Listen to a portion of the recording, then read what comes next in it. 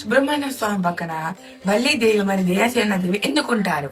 దీని వెనకాల ఉన్న ఆధ్యాత్మిక రహస్యం ఏమిటి?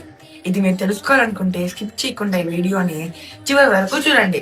అందరికీ నమస్కారం. నేను విజయత్. దేవసేన పూర్వజన్మలో అమృతావళి అనే దేవగణగా చెప్పబడుతుంది. తారకాసుడు, సూరపద్ముడు వంటి రాక్షసుని సంహరించి దేవతను రక్షించిన మురుగన్ స్వామికి కృతజ్ఞతగా ఇంద్రుడు తన పెంపుడు కుమార్తె అయిన దేవసేనని ఇచ్చి వివాహం చేస్తారు. దేవసేన అంటే క్రియాశక్తి, అంటే ధర్మాన్ని ఆచరణలో పెట్టే శక్తి.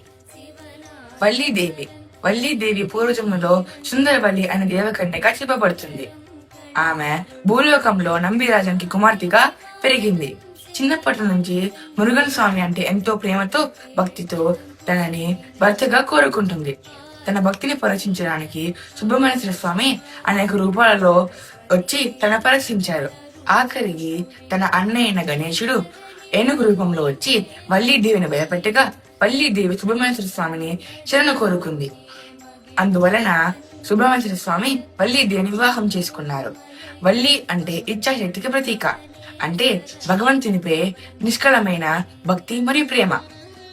వల్లి అంటే ఇచ్ఛాశక్తి, దేవసేన అంటే క్రియాశక్తి.